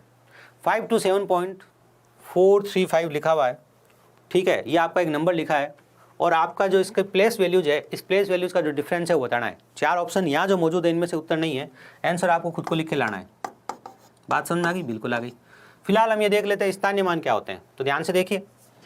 5, 2, 7, 4, 3, 5। जब आप संख्याओं को पढ़ना सीखते हैं तो आप ऐसे सीखते हैं: इकाई, दहाई, सैकड़ा, हजार, 10,000, lakh, units, tens, hundreds, 1000, 10,000 and lakh. ऐसे ही आपका प्लेस होता है, स्थान होता है, ठीक है, बिल्कुल। अब आपका 7 कहाँ है? सर 7 ये रहा। 7 कौन सी जगह पे है? 7 है इकाई, दहाई, सैकड़ा, हजार, हजार की जगह पे है। तो 7 जो है वो 7,000 की वैल्यू है यहाँ पे। कैसे सर, ये क्या मतलब हुआ? ये मतलब हुआ, इस नंबर को आप पूरा वापस लाना चाहते हो तो 5 के पीछे जितनी संख्या होती है 0 लगाओ, उसमें क्या ऐड करो, 2 के पीछे जितनी संख्या है, 7 के पीछे कितनी संख्या है, 4 के पीछे कितनी संख्या है, 3 के पीछे कितनी संख्या है, 5 के पीछे कितनी संख्या है। ये आपको क्या बताता है? ये आपको प्लेस वैल्यू बताता है, ये आपको स्थानीय मान बताता है। तो 7 का स्थानीय मान, जिसका भी स्थानीय मान लिखना हो आपको, उसके पीछे जितनी संख्या है उतने 0 लगा दो, ठीक है सर। अब कह रहा है 3 का स्थानीय मान, 3 का स्थानीय मान क्या है? 3 के पीछे कितनी संख्या है? 3 के पीछे एक संख्या है, ये घटा दो, इसमें से उत्तर आ गया। तो 6970 क्या है? आपके सवाल का जवाब है। ये आपके सवाल का जवाब है, ये आपका होमवर्क है। हम बात करें हमारे अगले सवाल की। हाँ देखिए जरा क्या है हमारा अगला सवाल। हमारा अगला सवाल है अंक 3, 2, 6, 7, 5, 1, 4, 9 में 7 की स्थानीय मान और जातीय मान के बीच का अंतर बताइए। The difference between the local value and the face value. अब ध्यान से देखना भाई, स्थानीय मान या लोकल वैल्यू जो होती है, स्थानीय मान या लोकल वैल्यू जो होती है वो तो आपको पता चली गया कि वो कौन से स्थान पर है। स्थानीय मान कौन से स्थान पर है वो, है ना, इकाई के, दहाई के, सैकड़ा के, हजार के, 10,000 के, वो हमारा स्थानीय मान बताता है, जिसमें हम पीछे 0 लगा के उसका स्थान डिफाइन करते हैं कि ये चौथे नंबर पर है, यहाँ पे इसके पीछे 3 संख्या है, तो इकाई, दहाई, सैकड़ा, हजार, ये 7,000 है। जो 7 है वो कहाँ बैठा है? 7 है वो हजार के स्थान पे बैठा है, ऐसा हम डिफाइन करते हैं, ठीक है ना। तो ये तो होता है आपका स्थानीय मान, ठीक है, बिल्कुल सर। जिसे आप कहते हैं लोकल वैल्यू या प्लेस वैल्यू, लोकल वैल्यू भी कहते हैं और प्लेस वैल्यू भी कहते हैं, ठीक है ना। ये लीजिए, ये लोकल वैल्यू तो बहुत गंदा वर्ड है, प्लेस वैल्यू नाम है इसका ओरिजिनल तो, ठीक है। चलिए अब आपके पास एक वर्ड है जातीय मान, ठीक है, जिसे आप कहते हैं फेस वैल्यू, ठीक है ना। मतलब आप कितने भी 0 पीछे लिखा के घूम लो, जो आपकी फेस वैल्यू है ना वही आपकी फेस वैल्यू रहेगी, जो ओरिजिनल फेस वैल्यू है ना आपकी वही रहेगी, बस ध्यान रखना। समझ में आ गई? बिल्कुल आ गई सर। फेस वैल्यू, जातीय मान या आंकिक मान, क्या लिखा आ सकता है? आंकिक मान, जिसे आप न्यूमेरिकल वैल्यू भी बोल सकते हो। क्या बोल सकते हो? Numerical value. ये सब क्या होता है? ये सब संख्या खुद होती है, वो संख्या खुद ही उसका फेस वैल्यू होती है। 4 का 4, 5 का 5, 1 का 1, 2 का 2, 0 का 0, 7 का 7, 8 का 8, 9 का 9। समझ गए? तो फेस वैल्यू से मतलब वही संख्या है। बात क्लियर? बिल्कुल क्लियर सर। अब देखो जरा ध्यान से, आपका 7 लिखा है, इसका स्थानीय मान क्या होगा? 7 का स्थानीय मान क्या होगा? 1, 2, 3, 4, 1, 2, 3, 4 0 लगाने, ठीक है। अब 7 का स्थानीय मान और जातीय मान, तो 7 का जातीय मान क्या होगा? जातीय मान तो खुद 7 ही होगा, बिल्कुल। इसमें से आप घटाओगे तो कितना आ जाएगा? ये आपका उत्तर है, ठीक है, 69,993। 69,993 क्या है? आपके सवाल का जवाब है। सिंपल सी बात है, आपने माइनस किया और उत्तर आ गया। अच्छा, जब 70,000 में से 7 घटाना था, 1, 2, 3, 4, 70,000, 70,000 में 7 घटाना 69,093 लिखना है, कुछ नहीं था, आपको कुछ भी नहीं लिखना था, आपको राइट लगाना था सिर्फ, ठीक है। चलिए, आई होप बात समझ में आई।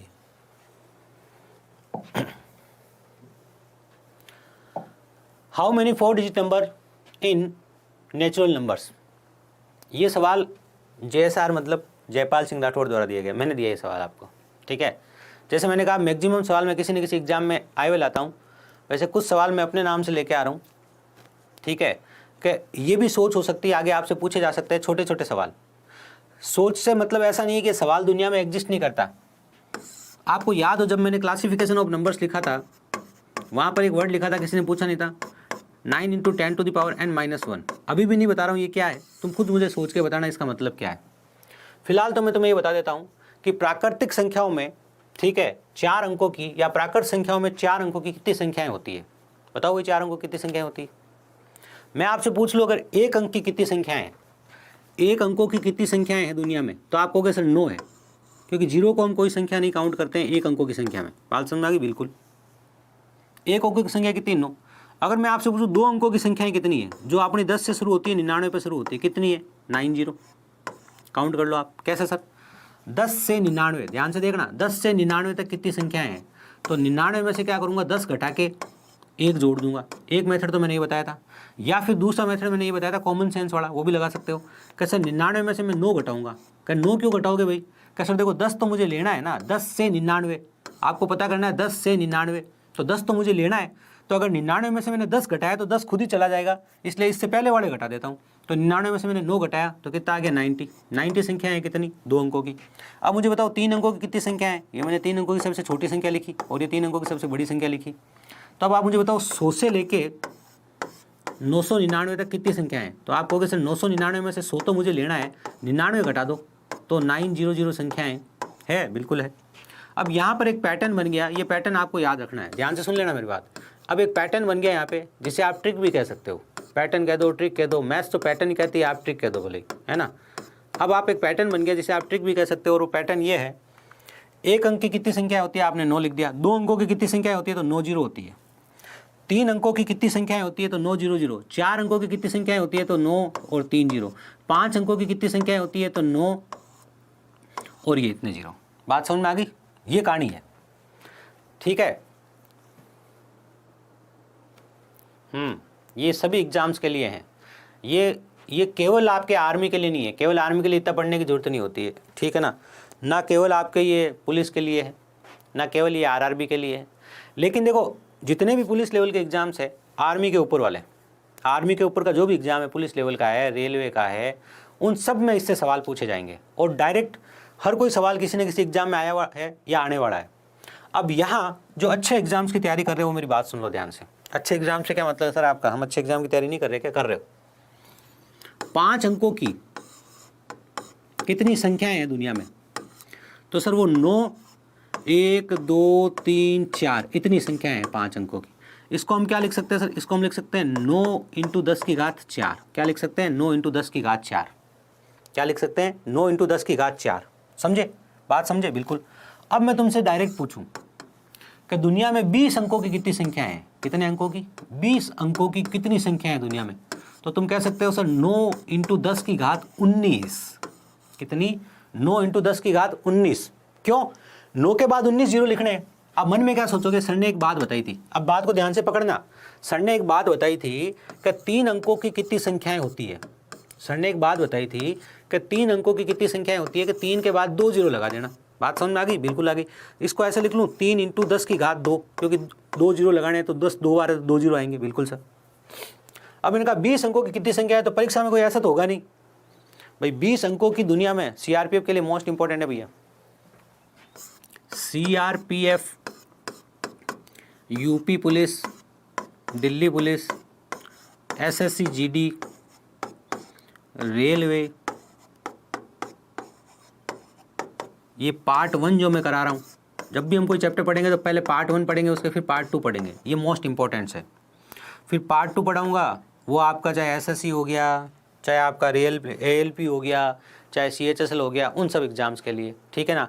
लेवल 1 जो पढ़ा रहा हूँ वो टीचर्स एग्जाम के लिए भी आपके काम का है लेवल 1 में, और लेवल 2 पढ़ाऊँगा वो टीचर्स एग्जाम में लेवल 2 का भी काम का है। अब देखो, अब मैं वापस मैंने क्लासेस शुरू कर दी है ना, तो आप निश्चिंत रहिए, अब खूब सारी क्लासेस लेके आएंगे। अच्छा, जो यूपी की तैयारी कर रहे हैं उनको मैंने नंबर सिस्टम की शीट डाली है, चेक करना एक बार कैसे सवाल आ रहे हैं अपने।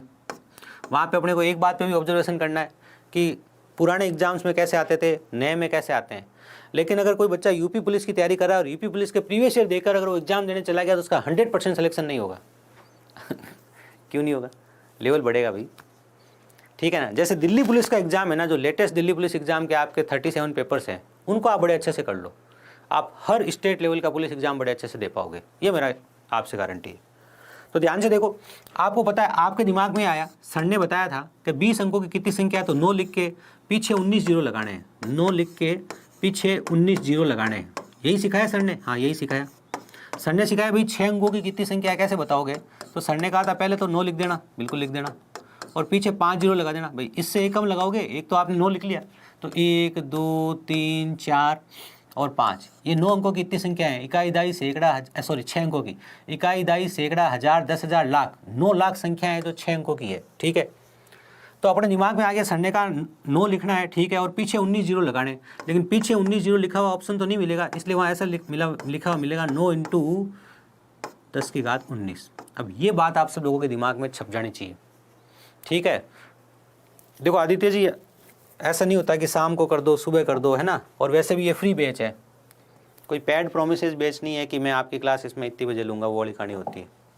ये फ्री बैच ही चल रहा है, ध्यान रख लेना, ये जो लाइव क्लास चल रही है फ्री बैच ही चल रहा है। तो जैसे कई बार हम क्या करते हैं, कोई पैड बैच की क्लास फ्री वालों को देते हैं ना, वैसे आज हम फ्री बैच वाली क्लास पैड वालों को दे रहे हैं, आप ऐसा समझ लो। ये बैच सबको शो हो रहा है, फ्री चल रहा है, सबको दिख रहा है ना। चलिए, आपके बैच में अब क्या होगा, सर हमारे बैच में नंबर सिस्टम पढ़ेंगे, उसमें क्या होगा, तो उसमें आप जो थ्योरी के पॉइंट होते हैं, जैसे मैंने कहा कि बैच के अंदर जब आप पढ़ते हो तो वहाँ एक सिस्टम होगा कि अकड़ बकड़ बम्बे वो पढ़ोगे, जिसमें वो बच्चे जिनको कुछ भी नहीं आता। ठीक है, इसके अलावा कॉन्सेप्ट्स पढ़ोगे, क्या सर कॉन्सेप्ट पता होने ज़रूरी है। ठीक है, चलिए, तो फिलहाल तो आप ये बात को समझिए, इस उत्तर को समझिएगा कि उत्तर क्या है, कैसे आया। ठीक है, तो अगर आपसे कोई पूछ ले कि n अंकों की कितनी संख्याएं हैं, n अंकों की कितनी संख्याएं होगी, और बहुत सरल बात है कि आपसे पूछा जा सकता है n अंकों की कितनी संख्याएं होगी, तो आप कहोगे सर n अंकों की संख्याएं होगी 9 × 10⁻n−1, इतनी संख्याएं होगी, क्योंकि पता है 9 के बाद एक जीरो कम लगाना होता है जितनी संख्या है उससे। अगर संख्याएं n है तो एक जीरो कम लगाना है, तो n-1 जीरो लगाने हैं। n-1 जीरो लगाने का मतलब हो गया 9 × 10⁻n−1, ये आंसर है। तो आपका सवाल ये भी हो सकता है, और ये आपको याद हो तो मैंने क्लासिफिकेशन ऑफ नंबर्स में जब डिजिट लिखा था उस स्लाइड के ऊपर लिखा था। अब हो सकता है आपने उस पर विचार नहीं किया हो, जबकि आपको विचार करना था कि सर ये क्या है, आपको आके पूछना था सर ये आपने क्या लिखा है। चलिए, आई होप बात समझ में आ गई है। जिन लोगों को बेसिक लेवल के एग्जाम की ही तैयारी करनी है वो थोड़ा थोड़ा पकड़ के चलिएगा, कोई बात थोड़ी ऊपर आ जाए तो लिख के छोड़ दीजिएगा, हाँ बाद में देखेंगे, हटना नहीं है मैदान से, ध्यान रखना, यूँ है बाद में देखेंगे, कोई बात नहीं सर। ठीक है, चलिए, how many times does the digit 1 appear in the first 100 whole numbers, प्रथम 100 पूर्ण संख्याओं में एक अंक कितनी बार आता है। बहुत ही मज़ेदार चीज़ है। अब ये तो आपका रोल है, मेरा रोल तो है नहीं। प्रथम 100 पूर्ण संख्याओं में एक अंक कितनी बार आता है। अब देखो, प्रथम 100 पूर्ण संख्याओं की बात करी जा रही है। पूर्ण संख्या जो होती है, होल नंबर जो होता है, 0 से स्टार्ट होता है। अब 0 से लेके स्टार्ट हो गया, आप कहाँ तक जाओगे, 0 से लेके स्टार्ट हो गया आप 99 तक जाओगे। कहाँ तक जाओगे, 99 तक। पहली बात समझ में आई कि नहीं आई? भाई प्रथम 100 पूर्ण संख्याएं बोला है, अगर प्रथम 100 प्राकृत संख्याएं बोलता, देखो ये क्लासिफिकेशन ऑफ नंबर में बड़े अच्छे से समझाया था कि प्रथम 100 प्राकृत संख्याएं बोलेगा तो 1 से 100 तक लिखोगे, लेकिन प्रथम 100 पूर्ण संख्याएं बोला है, फर्स्ट 100 होल नंबर्स आपको बोला है, तो आप 0 से स्टार्ट करोगे, 99 पे स्टॉप कर दोगे। कहाँ पर स्टॉप कर दोगे, 99 पे स्टॉप कर दोगे। अब आपने 99 पे क्यों स्टॉप कर दिया? सर देखो, अगर मैं 1 से लेके 100 तक लेता तो 100 संख्याएं होती, बिल्कुल होती। आज मुझे गिनती 0 से स्टार्ट करनी है, क्योंकि होल नंबर वो होता है जब हम अपनी गिनती में 0 भी इंक्लूड कर लेते हैं। अब 0 से मैं लिखना शुरू करूँगा और 100 संख्या लिखूंगा तो 99 पे ही पहुँचूंगा। क्यों? क्योंकि एक संख्या मैंने इधर 0 लिख ली है तो कम हो गया है। बात समझ में आ गई? बिल्कुल आ गई सर। तो पहली बात तो हमें ये पता चल गया कि हमें ये पता करना है कि 0 से लेके 99 तक, 0 से लेके 99 तक एक कितनी बार आएगा, 0 से लेके 99 तक एक कितनी बार लिखा होगा, ये हमें पता करना है। ध्यान से देखिएगा। तो अब देखते हैं कि एक कहाँ आ सकता है। ध्यान से देखिए, 1, 11, आप बता देना मैं कुछ भूल जाऊँ तो। 11 से पहले 10 में आएगा ना, 1, फिर 10 में एक वाली लाइन में, फिर 11 में, फिर 21 में, है ना, फिर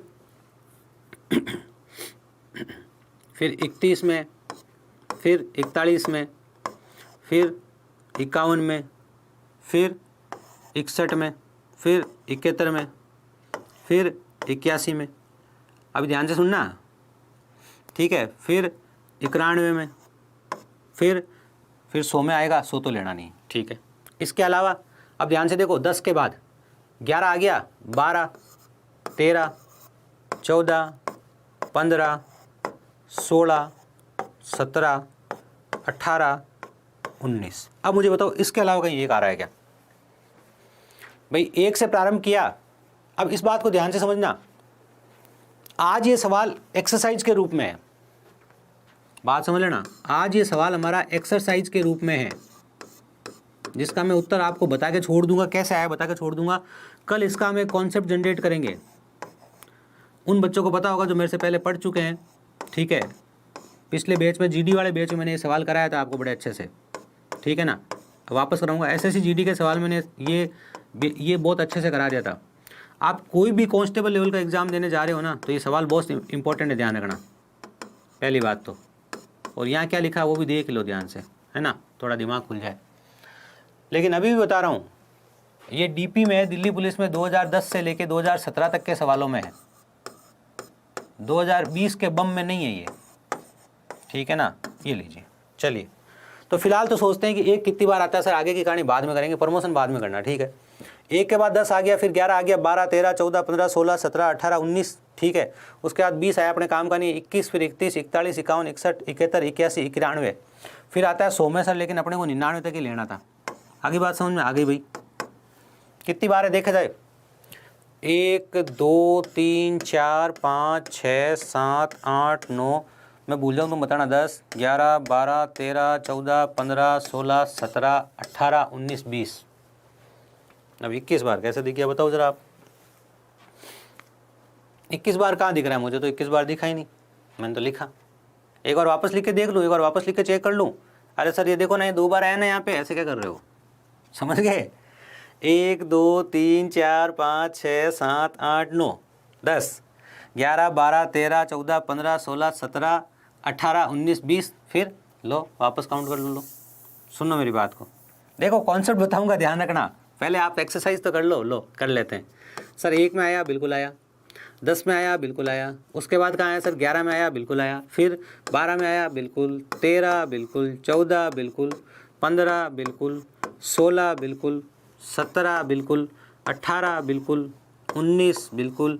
फिर 20 में आया सर? नहीं, 21 में आया, ठीक है। 21 के बाद 31 में, फिर 41 में, फिर 51, फिर 61, ठीक है। फिर 71, फिर 81, फिर 91, फिर 100, 101 वहाँ आया, ठीक है। बिल्कुल सर। 1, 2, 3, 4, 5, 6, 7, 8, 9, 9 दूनी 18, 19 और 1 20। तो मुझे तो 20 बार ही नज़र आया, मुझे तो ये 20 बार ही नज़र आया। आपको 21 बार कैसे नज़र आया? ठीक है। तो 100 क्यों लिए पूजा जी? आपको बताया ना, इसमें इतनी सिंपल से आपको बताई है कि प्रथम 100 पूर्ण संख्याओं में एक अंक कितनी बार आया है? पूर्ण संख्याएं, प्रथम 100 पूर्ण संख्याएं, 100 तक की पूर्ण संख्याएं थोड़ी बोली है। तो फिर आपने कहानी समझी नहीं, आप क्लासिफिकेशन ऑफ नंबर पढ़ के ही नहीं आए। अगर आपसे कोई कहता प्रथम 100, अगर कोई कहता आपसे प्रथम 100 फर्स्ट 100 प्रथम 100 प्राकृत संख्याएं, प्रथम 100 प्राकृत संख्याएं मतलब नेचुरल नंबर, प्रथम 100 प्राकृत संख्याएं मतलब नेचुरल नंबर कोई आपसे पूछेगा तो आपका उत्तर क्या होगा? और प्रथम 100 पूर्ण संख्याएं कोई आपसे पूछेगा तो आपका उत्तर क्या होगा? भाई प्रथम 100 पूर्ण संख्याएं कोई आपसे पूछेगा, प्रथम 100 प्राकृत संख्याएं पूछेगा तो आप 1 से प्रारंभ करोगे, 100 तक लिखोगे। लेकिन प्रथम 100 पूर्ण संख्याएं आपसे बोलेगा तो 0 से लिखोगे, तो 0 से लिखोगे तो 99 तक ही पहुंचोगे। भाई 1 से शुरू करता तो 100 तक पहुंचता, यहाँ 0 एक्स्ट्रा ले लिया, इसलिए 100 नहीं लेके 99 लूँगा। तो मुझे 0 से लेकर 99 तक की संख्याएँ लिखनी है। अब आप बताओ 100 कैसे काम में लेऊँ? तो ये मैंने आपको क्लासिफिकेशन ऑफ नंबर में समझाई थी बात अच्छे से। इसका पहला भाग जो है ना क्लासिफिकेशन ऑफ नंबर, तो अच्छे से पढ़ लेना एक बार। क्लासिफिकेशन ऑफ नंबर जो है संख्याओं का जो वर्गीकरण है, ठीक है ना, उसको ध्यान से पढ़ लेना। तो अब इस सवाल का उत्तर मैंने आप पे छोड़ दिया है। मैंने तो आपको एक कहानी बता दी है कि देखो ये ऐसी कहानी होती है। फिर अब आपको मैं होमवर्क क्या दे रहा हूँ, ध्यान से देखना। अब मैं आपको होमवर्क दे रहा हूँ, उसको ध्यान से देखिएगा। इस होमवर्क को जो करके आएगा ना, वही बच्चा कल की क्लास में पहले 5 मिनट में समझ पाएगा, नहीं तो नहीं समझ पाएगा।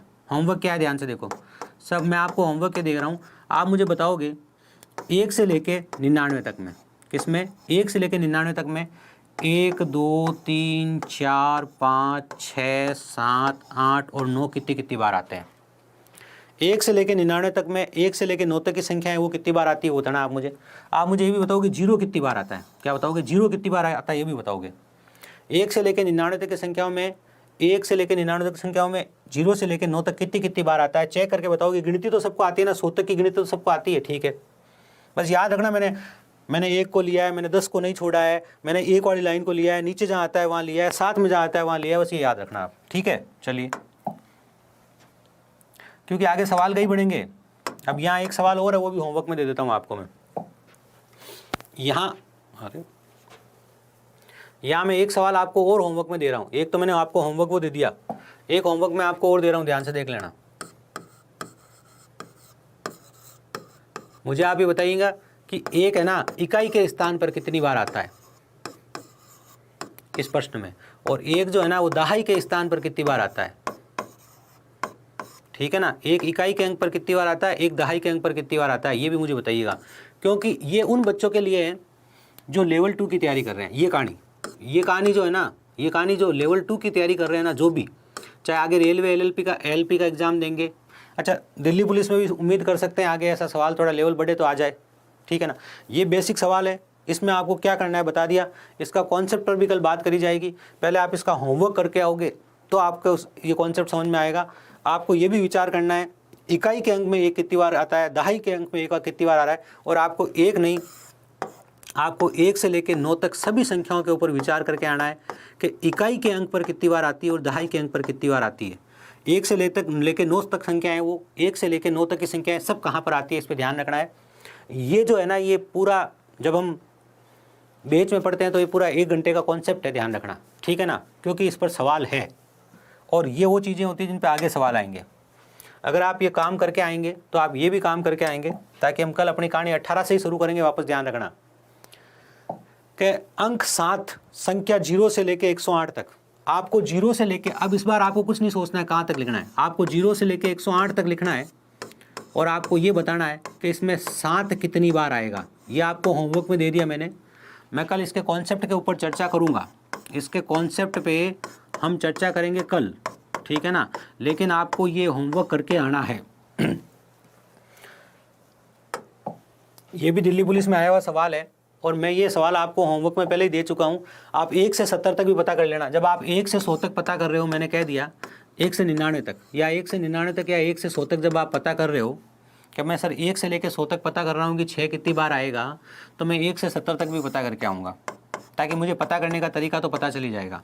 और जो मैंने कहा, जो L2 एग्ज़ाम की तैयारी कर रहे हैं वो ये ज़रूर पता करना कि 1 से लेकर 70 तक 6 जो है वो इकाई के अंक पर कितनी बार आता है, ठीक है ना, और 6 जो है वो दहाई के अंक पर कितनी बार आता है। क्योंकि आगे आने वाले सवाल एग्ज़ाम में ये सवाल बनने वाला है, बात समझ लेना। तो कल इसके कॉन्सेप्ट पर चर्चा करेंगे। पहले जो आपको होमवर्क दिया वो होमवर्क आप करके आएंगे। चलिए, ठीक है।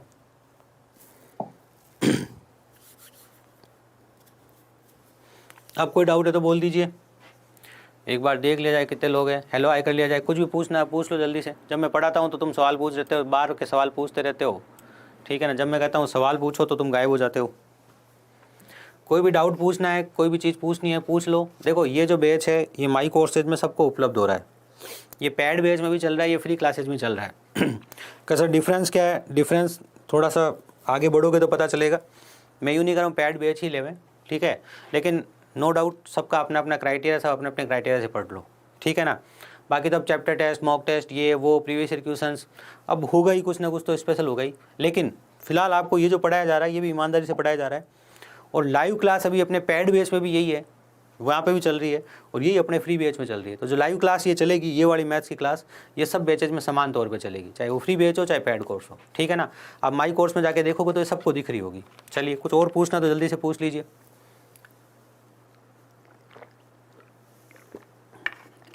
क्लास का टाइमिंग जो है मॉर्निंग का रखेंगे, और कभी टाइम चेंज हो जाएगा तो टेलीग्राम के थ्रू आपको इन्फॉर्म कर देंगे। या फिर आपको व्हाट्सएप पे मैसेज भेज देंगे अगर आप ग्रुप में जुड़े हुए हो। ठीक है, चलिए, ये था हमारा आज का सेशन। उम्मीद करते हैं सेशन आप लोगों के लिए उपयोगी रहा होगा। मिलते हैं आपसे अगले सेशन में। जय हिंद।